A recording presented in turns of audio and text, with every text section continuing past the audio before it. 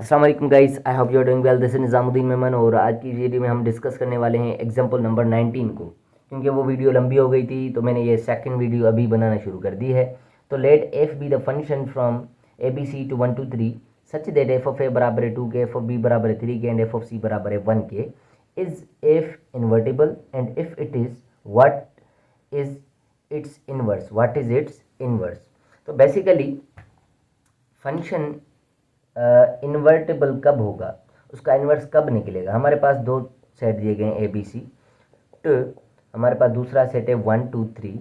Basically हम इसमें क्या करते हैं, हमारे पास एफ ऑफ ए गिवन है कि 2 के बराबर है, एफ ऑफ बी बराबर है 3 के एंड एफ ऑफ सी बराबर है 1 के। तो इन्वर्टेबल कब होगा फंक्शन, इन्वर्टेबल कब होगा फंक्शन। बेसिकली इन्वर्टिबल तब होगा जब ये फंक्शन सॉल्यूशन लिख रहा हूँ मैं, इसका मतलब लिख रहा हूँ कि इन्वर्टिबल कब होगा जब फंक्शन जो है 1 1 हो एंड ऑन्ट हो, या सिंपल वर्ड्स में हम कहें कि बाइजेक्टिव फंक्शन हो। जब हमारा फंक्शन बाइजेक्टिव होगा तो वो फंक्शन जो होगा वो हमारा इन्वर्टिबल होगा। अगर मैं इनका डायग्राम बना के आपको शो कर दूँ, ए बी सी, ये 1 2 3, ये ए मिल रहा है 2 से और बी मिल रहा है हमारा 3 से और सी मिल रहा है हमारा 1 से। तो ये सबसे पहले तो 1 1 फंक्शन है क्योंकि इसमें से किसी भी एलिमेंट के साथ दो एरोज नहीं मिल रहे हैं, और ये ऑन्टो भी है क्योंकि यहाँ पर कोई एलिमेंट भी फ्री नहीं है। ठीक है, ऑन्टो और 1 1 दोनों की कंडीशन आ गई तो ये फंक्शन क्या आएगा, बाइजेक्टिव होगा। अगर ये बाइजेक्टिव है तो इसका इन्वर्टिबल क्या होगा, ये इसका इन्वर्स क्या होगा। बेसिकली इन्वर्स में क्या होता है, जो हमारी डोमेन होती है, जो हमारी डोमेन होती है वो हमारी बन जाती है रेंज, और जो हमारी रेंज होती है वो हमारी बन जाती है डोमेन। आसान लफ्ज़ों में जो डोमेन है वो रेंज बन जाएगी, जो रेंज है वो हमारी डोमेन बन जाएगी। तो सिंपली हम क्या करेंगे, बेसिकली यहाँ पर एफ ऑफ ए बराबर है 2 के, एफ ऑफ ए बराबर है 2 के, मैं इसका नया इन्वर्स वाला क्या करने वाला हूँ, डायग्राम बनाने वाला हूँ। मैंने क्या कर दिया, ये जो मेरा रेंज है मैंने इसको कर दिया डोमेन, और ये जो मेरा डोमेन है मैंने इसको कर दिया रेंज ए बी सी। अब मैं क्या करूँगा, यहाँ पर हमें देखना है कि एफ ऑफ ए बराबर था 2 के, ए बराबर था किसके, 2 के, तो 2 बराबर हो जाएगा हमारा ए के। इस तरीके से एफ ऑफ बी बराबर था 3 के, तो हमारा क्या हो जाएगा, 3 बराबर हो जाएगा बी के। इसी तरीके से हमारा सी बराबर था 1 के, तो 1 हो जाएगा हमारा सी के बराबर। जो डोमेन थी वो रेंज हो जाएगी, जो रेंज थी वो हमारी क्या हो जाएगी, डोमेन हो जाएगी। अगर इसको हम लिखें तो एफ इनवर्स ऑफ 1 आएगा हमारा सी के बराबर, एफ इनवर्स ऑफ 2 हमारा आएगा ए के बराबर, ऑफ एफ इनवर्स ऑफ 3 हमारा बराबर आ जाएगा बी के। ठीक है, इसमें यही सारी वर्किंग है। एफ इनवर्स 1 पे आएगा सी, 2 पे आएगा हमारा ए और 3 पे आएगा हमारा क्या, बी। बस ये प्रॉब्लम तो वैसे सॉल्व ही है, इसमें कोई ख़ास चीज़ नहीं है, पर समझाना एक अलग बात है। ठीक है, कुछ स्टूडेंट्स थे जो हमें कह रहे थे कि इनके कुछ वीडियो बनाएं, तो बस ये 2 वीडियो दें, 20-25 मिनट की बन जाएंगी तो ख़त्म हो जाएगा ये सारा कॉन्सेप्ट, आपका टॉपिक भी एंड हो जाएगा।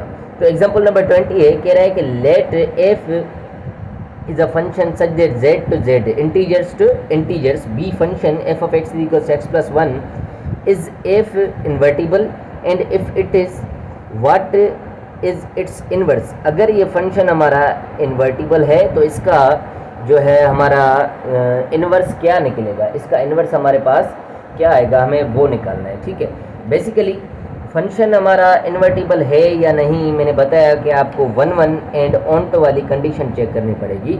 तो मैं फंक्शन को लिख लेता हूँ। एग्जांपल नंबर 20 है हमारे पास, एग्जांपल नंबर 20 है। आप जब फंक्शन को देखेंगे कि हमारे पास एफ ऑफ एक्स बराबर है एक्स प्लस 1 के, जेड टू जेड हमारा क्या है, ये जेड टू जेड हमारा फंक्शन जा रहा है, इंटीजर्स टू इंटीजर्स। और इंटीजर्स नंबर आप इजीली जानते हैं कि क्या है हमारे पास, भाई 0 है, 1 है, 2 है पॉजिटिव वाले, इसी तरीके से -1 -2 और -3 ये सारे हैं। इसी तरीके से 0 यहाँ भी 1 2 प्लस वाले, और यहाँ पर -1 -2 ये सारे।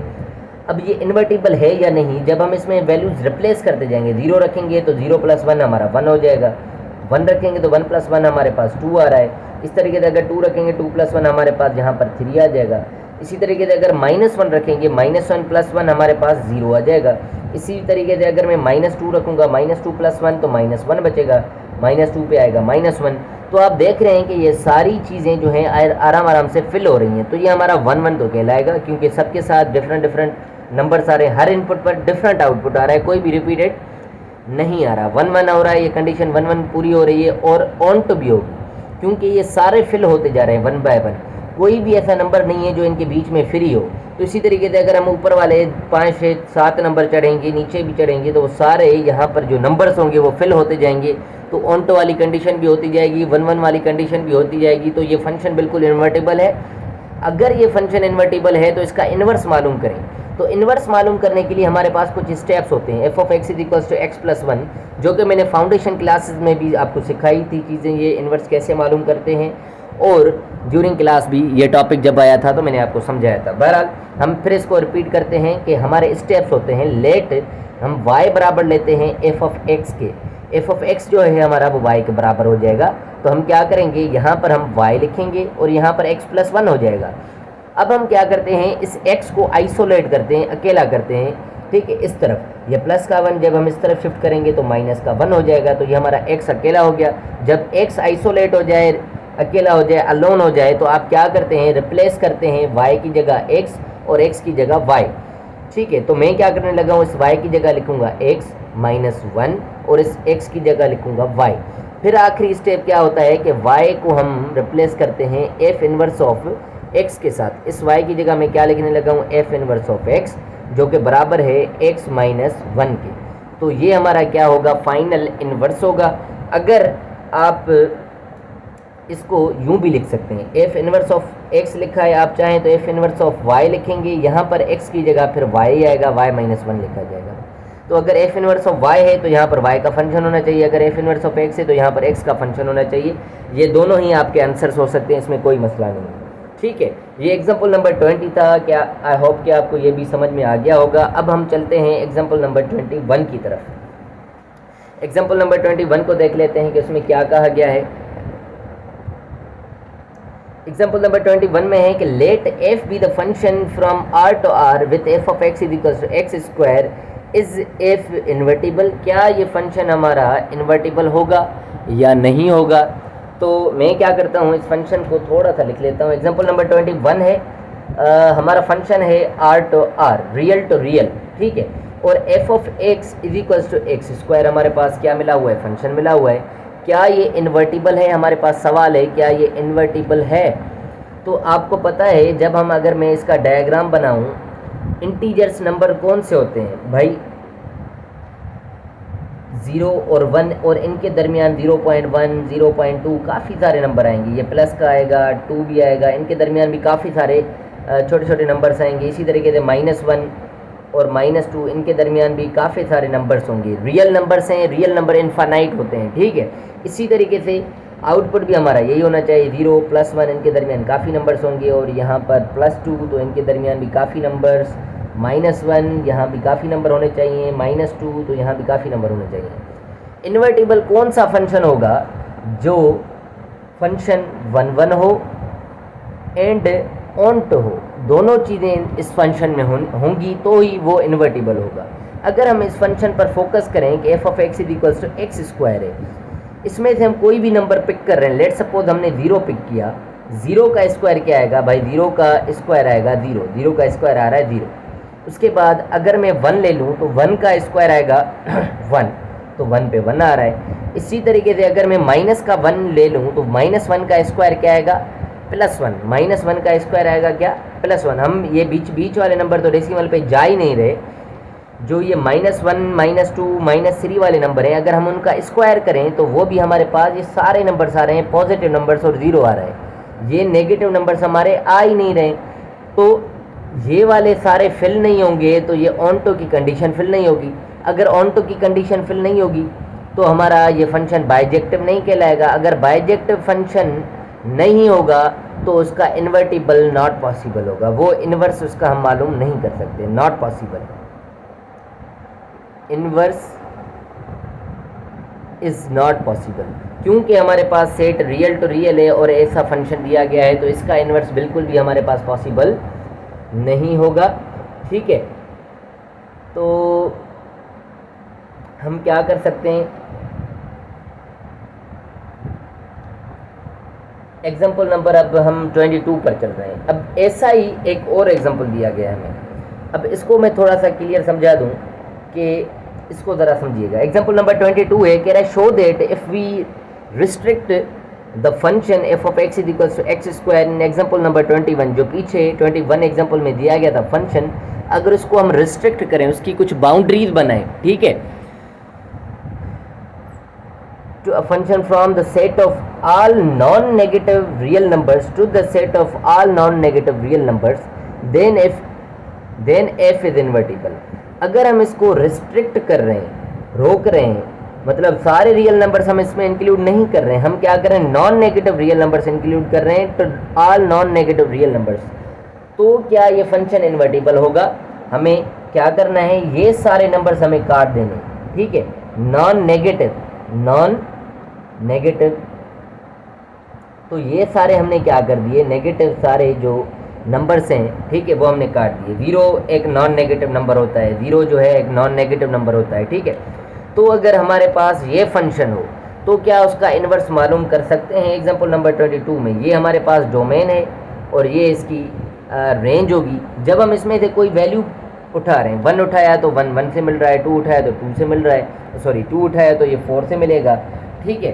तो क्या ये हमारा फंक्शन जो है इन्वर्टिबल होगा या नहीं? अब आपके दिमाग में ख्याल आ रहा होगा कि भाई जब हम 2 का स्क्वायर करेंगे वो तो 4 पे चला जाएगा, ये 2 तो यूज़ ही नहीं हो रहा, सही है। तो मैंने क्या कहा है कि ये सारे, इसके दरमियान भी काफ़ी सारे नंबर्स होते हैं, इनके दरमियान भी काफ़ी सारे नंबर्स होते हैं। तो 1 और 2 के दरमियान एक नंबर होता है 2, अंडर रूट में 2 जब हम इसको सॉल्व करेंगे या डेसिमल में इसका वैल्यू निकालेंगे तो ये आएगा 1.41 समथिंग। जब मैं अंडर रूट 2 को स्क्वायर करूंगा, अंडर रूट 2 भी एक रियल नंबर है जो कि नॉन नेगेटिव है, क्योंकि यहाँ पर नेगेटिव सैंपल नहीं आ रही, अंडर रूट 2 के इस तरफ नेगेटिव सैंपल नहीं आ रही, तो ये हमारा क्या होगा, नॉन नेगेटिव नंबर होगा। जब ये नॉन नेगेटिव है, square under root cancel out होकर हमारा क्या बन जाएगा, 2 बन जाएगा। तो मेरे पास कोई ऐसा नंबर होगा जिसका आउटपुट 2 आ रहा होगा। इसमें जो भी वैल्यूज़ हैं, ठीक है, मिसाल के तौर पे ये 0.1 है, अगर 0.1 को मैंने अंडर रूट में रख दिया तो मैं जब इसको स्क्वायर करूंगा तो मेरे पास 0.1 निकलेगा। तो 0.0 और 0.1 के दरमियान कोई ऐसा नंबर होगा जिसको मैं अंडर रूट को स्क्वायर करूंगा तो मुझे 0.1 की तरफ लेकर जाएगा। तो ये सारे ही नंबर हमारे यूज़ हो जाएंगे, तो बिल्कुल ये फंक्शन हमारा इन्वर्टिबल होगा।